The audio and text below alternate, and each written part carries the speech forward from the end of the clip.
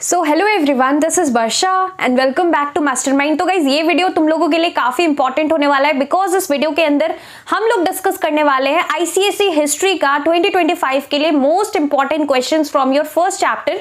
तो हिस्ट्री का तुम्हारा फर्स्ट चैप्टर है revolt of 1857 and this chapter is also known as first war of independence. So first war of independence जो कि 1857 ये चैप्टर है, इसका यहाँ पर जो भी शॉर्ट क्वेश्चंस है, जो भी लॉन्ग क्वेश्चंस है, सारा कुछ इस वीडियो के अंदर हम लोग कवर करने वाले हैं। तुम्हारा यहाँ पर जो है सारा कुछ पूरा एंटायर चैप्टर का रिवीजन हो जाएगा और जो क्वेश्चंस मैं तुम्हें बताने वाली हूँ ये सारा क्वेश्चंस 2025 बोर्ड एग्जाम्स पर्सपेक्टिव से बहुत ही ज्यादा इंपॉर्टेंट है।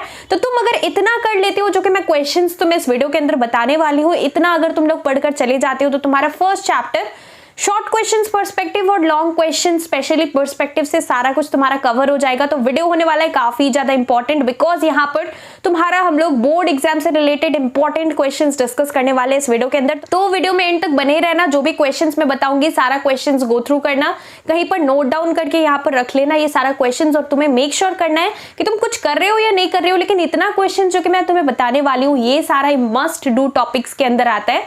तो इतना तुम्हें यहाँ पर ये सारे क्वेश्चंस का आंसर ये मस्ट डू के अंदर आता है तो तुम्हें करना ही करना है। So without wasting time let's start with this video. Well so starting with this video, यहाँ पर तुम्हारा फर्स्ट वॉर ऑफ इंडिपेंडेंस का हम लोग डिस्कस कर रहे हैं। यहाँ पर कुछ क्वेश्चंस है, जितना भी क्वेश्चंस है ये सारा कुछ तुम्हें अच्छे से गो थ्रू करना है, मस्ट डू क्वेश्चंस के अंदर आता है। और यहाँ पर देखो गाइज, यहाँ पर क्वेश्चंस है जो कि आंसर्स है, तुम लोग यहाँ पर बुक से गो थ्रू कर सकते हो, सारा आंसर्स तुम्हें वहां पर मिल जाएगा।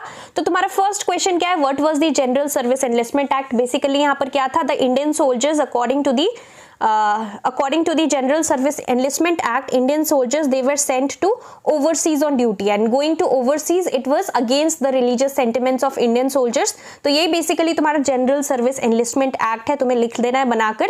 नेक्स्ट है तुम्हारा question, what was the subsidiary alliance. So subsidiary alliance क्या था, it was started by Lord Wellesley और इसके बारे में तुम्हें यहाँ पर लिखना है। तो अच्छे से यहाँ पर बुक से पढ़ के लिख देना। यहाँ पर जो तुम्हारा बुक है, अगर तुम फ्रैंक का बुक फॉलो कर रहे हो तो तुम्हें शायद यहाँ पर सब्सिडियरी अलायंस नहीं मिले तो तुम गूगल से यहाँ पर सर्च कर लिख सकते हो। ये तुम्हारा पॉलिटिकल कॉजेस का पार्ट है, जैसे कि policy of doctrine of lapse है, उसी तरीके से यहाँ पर तुम्हारा सब्सिडियरी अलायंस भी एक पॉलिटिकल कॉजेस का पार्ट है।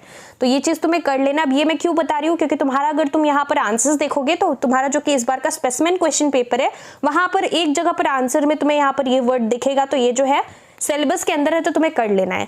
नेक्स्ट यहाँ पर जो थर्ड क्वेश्चन है, एक्सप्लेन डॉक्ट्रिन ऑफ लैप्स। तो ये सभी तुम सभी को पता होगा पॉलिटिकल कॉजेस का पार्ट है। According to doctrine of lapse, first of all ये स्टार्ट कौन किया था, it was started by Lord Dalhousie and according to this policy a ruler of independent state if he would die without a natural heir then the state would be annexed by the company। और यहाँ पर और एक चीज था कि यहाँ पर वो लोग थ्रोन को एंजॉय नहीं कर सकते थे। The heirs that were adopted, heirs, heirs that were adopted, they were not allowed to rule the throne। So ये यहाँ पर तुम्हारा डॉक्ट्रिन ऑफ लैप्स के अंदर आता है, डिटेल में तुम लोग बुक से पढ़ लेना। फोर्थ क्वेश्चन है, what was Nana Sahib's grievances against the British.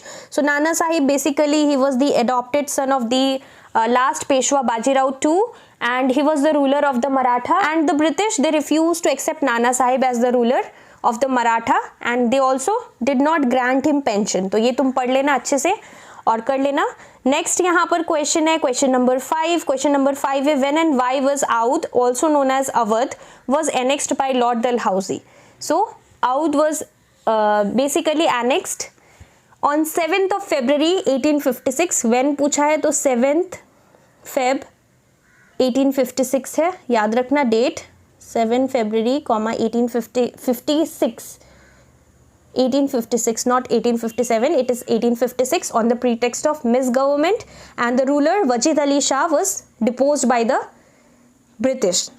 Next question है यहाँ पर नंबर 6, नेम टू सोशल रिफॉर्म्स। अब सोशल रिफॉर्म्स क्या क्या है तुम्हारा, which affected the religious traditions. One you can write about sati, this was one of the social reforms.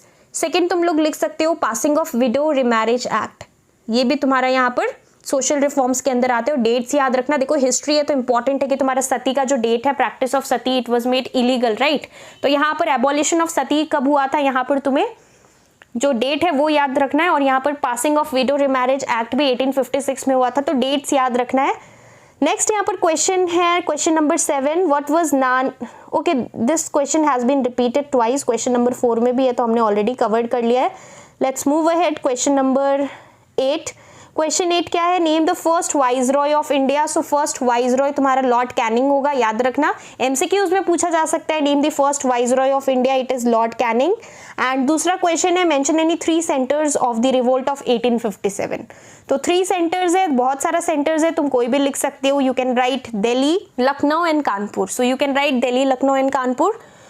Next है question number 9, name 3 leaders of the uprising of 1857. So there are many leaders, you can write Mangal Pandey, Rani Lakshmi Bai, and one more you can write Bahadur Shah, और you can also write Kunwar Singh. So there are many, you can write any 3। Next यहाँ पर अब देखो, ये सारा mostly जो तुमने अभी तक देखा सारा क्वेश्चंस, ये शॉर्ट क्वेश्चंस का पार्ट है। अब जो तुम्हारा लॉन्ग क्वेश्चंस है उसके पर्सपेक्टिव से तुम्हें यहाँ पर इमीडिएट कॉज ये बाद में आएगा, अभी 10 नंबर का क्वेश्चन है पॉलिटिकल कॉजेस। पॉलिटिकल कॉजेस तुम्हें यहाँ पर अच्छे से 4 कर लेना है। देखो हो सकता है 3 आए, लेकिन यहाँ पर मैक्सिमम मार्क्स का जो क्वेश्चन तुम्हारा लॉन्ग क्वेश्चन एंड आंसर्स में आता है वो 4 आता है, तो तुम्हें पॉलिटिकल कॉजेस के अंदर एनी 4 पढ़ लेना है। डॉक्ट्रिन ऑफ लैप्स हो गया, treatment towards Nana Sahib, then disrespect shown to the Mughal emperor Bahadur Shah, इस तरीके से 4 कर लेना। नेक्स्ट है इकोनॉमिक कॉजेस, तो इकोनॉमिक कॉजेस से भी तुम्हें अगेन यहाँ पर 4 पॉइंट्स पढ़ लेना है अच्छे से। इकोनॉमिक कॉजेस के अंदर तुम लोग लिख सकते हो Inam commission and confiscation of land, then about famines, then imposition of heavy taxation, then about the handicraft industries that were ruined. So you can write any 4 points. Next है military causes। अब military causes के अंदर तुम लोग बहुत सारा points है, लेकिन यहाँ पर जो है तुम्हें 2 point must, मतलब कि must do के अंदर आता है, मतलब यहाँ पर point को mention करना पड़ेगा क्योंकि वो जो है important points है। तो तुम यहाँ पर जो भी पढ़ रहे हो, लेकिन 2 मैं तुम्हें point बताने वाली हूँ, वो तुम्हें यहाँ पर military causes से must write के अंदर आता है, मतलब तुम लोग जब करोगे तो उसको जरूर लिखना, इससे तुम लोग यहाँ पर मार्क्स लूज नहीं करोगे। पहला तुम लिख सकते हो यहाँ पर, जो कि अभी हमने डिस्कस किया था शॉर्ट क्वेश्चंस के अंदर, जनरल सर्विस एनलिस्टमेंट एक्ट। तो ये तुम्हें यहाँ पर general service enlistment act military causes के अंदर when you are writing the long question and answers जरूर इंक्लूड करना, तुम्हारा मार्क्स बिल्कुल भी डिडक्ट नहीं होगा अगर तुम लोग ये पॉइंट को मेंशन करोगे। और सेकंड पॉइंट के अंदर तुम लोग यहाँ पर मेंशन करना religious issues among the Indian soldiers, तो ये चीज 2 चीज तुम लोग मेंशन कर सकते हो। नेक्स्ट यहाँ पर क्वेश्चन है सोशल एंड रिलीजियस कॉजेस। तो सोशल एंड रिलीजियस कॉजेस जो है एक ही मतलब हेडिंग के अंदर आता है, ऐसा नहीं कि सोशल अलग है रिलीजियस अलग है, एक ही हेडिंग के अंदर यहाँ पर तुम्हें 4 पॉइंट्स करना है। इसके अंदर भी यहाँ पर जो है तुम यहाँ पर बहुत सारा पॉइंट्स है, तुम्हारे बुक में कोई भी चार्ट कर लेना, लेकिन इसके अंदर तुम सती वाला पॉइंट, एबॉलिशन ऑफ सती जरूर मतलब मेंशन करना इंपॉर्टेंट है। सेकेंड तुम्हारा यहाँ पर पॉइंट तुम लोग मेंशन कर सकते हो regarding window remarriage act which was passed by Lord Canning, तो इस तरीके से तुम्हें ये सारा कर लेना। और विलियम बेंटिंग जो था वो यहाँ पर प्रैक्टिस ऑफ सती जो है उसके बारे में था। So who abolished the practice of sati, ऐसा क्वेश्चन आएगा तो तुम्हें यहाँ पर विलियम बेंटिंग याद रखना है। नेक्स्ट यहाँ पर तुम्हारा क्वेश्चन है immediate cause, what was the immediate cause of the revolt of 1857। So this is one of the most important question from this chapter, from both short questions perspective as well as long questions perspective. अब ये जो है तुम्हारा याद रखना कि इस question मतलब इस चैप्टर के भी अंदर है तुम्हारा इमीडिएट कॉज, और तुम्हारा जो कि first war of independence chapter है इसमें भी है, और तुम्हारा first world war second world war में भी तुम्हारा इमीडिएट कॉज आता है। तो इसका इमीडिएट कॉज क्या है, basically the introduction of Enfield rifle, introduction of Enfield rifle in the British army. It was believed that it was greased with the fat of pig and cow. So यहाँ पर ये जो था ये one of the most immediate cause था revolt of 1857 का, याद रखना, थोड़ा यहाँ पर एक्सप्लेन करके लिख देना अच्छे तरीके से। नेक्स्ट यहाँ पर जो है second last, changes in the administration of British government as a consequence of the revolt. So consequences heading के अंदर तुम्हें ये दिखेगा changes in the administration of the British, तो ये यहाँ पर 4 पॉइंट्स है, मस्ट डू के अंदर आता है 4 पॉइंट्स है, अच्छे से 4 पॉइंट्स करना, 5 नहीं करना है, 4 मैक्सिमम 4 मार्क्स का क्वेश्चन आएगा, 4 पॉइंट्स पढ़ लेना अच्छे से।